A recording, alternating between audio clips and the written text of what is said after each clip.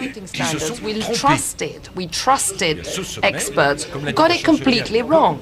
Now, a lot of progress was achieved at the last of these summits, as the Chancellor rightly said, and thank heaven so. But not enough, because if enough had been achieved, we could go straight back home this evening. There would be no point in this meeting here. And then there's the issue of press releases. There might be a sentence that we like, but it's been shot back into an annex. That time is over as well. There's none of that. There are a certain number of statements of principle with certain major objectives, and on these objectives, with the Chancellor, we've just been talking. In other words, what is the purpose, what is the main objective of the summit?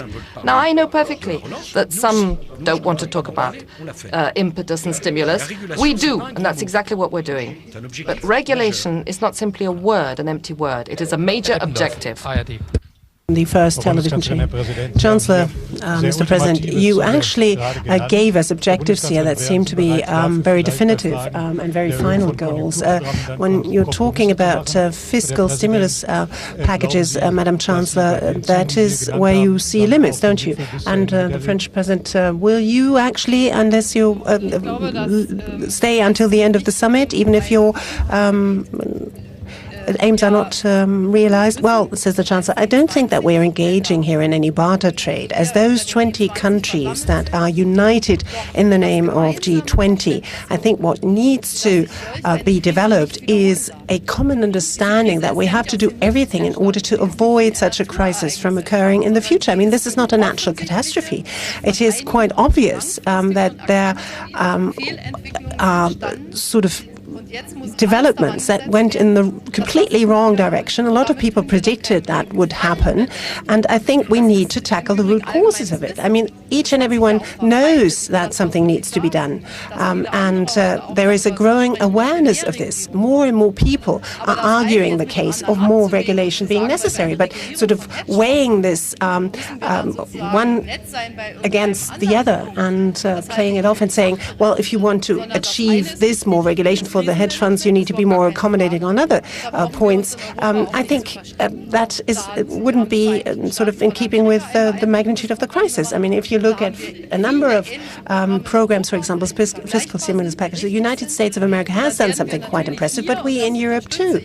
And here I must support what Gordon Brown has said. We also need to do something for those countries that are simply too weak in order to set up such fiscal stimulus programs for themselves. And we need to assist them in doing that because they don't have the resources. But that is not, if you like, a sort of bargaining chip that we can use in order to get through other things that are in our interest. Regulation is in each and everyone's interest. And when people don't understand this, then we're certain to head towards the next crisis. And I think that will be the message of the G20. It's like to remind you that we live in a multipolar world. Do we not? We do not consider that when Germany, France and Europe wish to speak, it's doing them a favor to listen to them. And I might add, as Angela said, that the idea of the G20 originated in Europe. It was Europe that called for a G20 meeting. Now, of course, we want the G20 to succeed on development issues and the selling of IMF's gold stocks. Of course, we want that. Because those countries that were suffering even before the crisis shouldn't be even further hit by the crisis. So we've got to help them.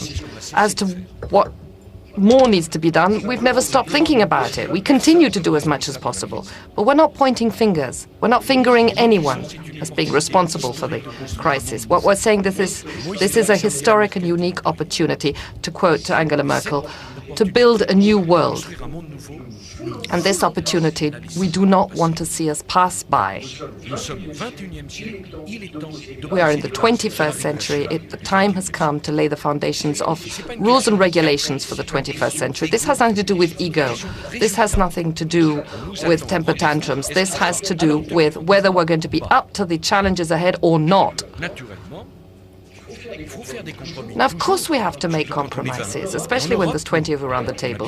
And we in Europe know well what compromise means, which is why and how we managed to build Europe, the European Union. But compromise has to be engaged in by all parts of the world, all regions of the world. Especially as the crisis didn't actually spontaneously erupt in Europe, did it? Herr Blume, bitte. Mr. Blume, please. Well, Madam Chancellor. Frau Bundeskanzlerin, Monsieur le Madam Président. Chancellor, Monsieur le Président. Wen meinen Sie genau, wenn Sie sagen, Exactly da do you fehlt mean jemand when bei you dem say Rendezvous there's mit der someone Geschichte? missing with this rendezvous with stimmt unser history? Eindruck, dass in den And letzten is Tagen the impression der that we have Widerstand, gained, correct, over the des past few amerikanischen days, Präsidenten that wieder größer the geworden ist in resistance Sachen of the American Regulierung? president against regulation seems to have been growing? I can't confirm that, says the Chancellor. I think on the whole, right now, as has been stated already, there are a lot of different versions of the text. Things are still in flux. There's still work going on. And I think there is a very real chance of making progress in that particular area that is so important to us. And we've seen with a certain amount of gratification that in the United States, people do talk about regulation. The Secretary of Finance has actually, Secretary of the Treasury, that is, has actually proposed quite a lot of new rules and regulations. You see, what is not on the agenda today, what we will not agree on today, is something that will not be done for the next decades to come. The sort of, if we don't set a minimum standard, we'll go home, and this issue will not be on the agenda for many years to come, because we cannot simply meet a third time and say, well, we had an action plan agreed on in Washington, we did not make it in London, now we have to meet again. The foundation for this new financial architecture needs to be laid now.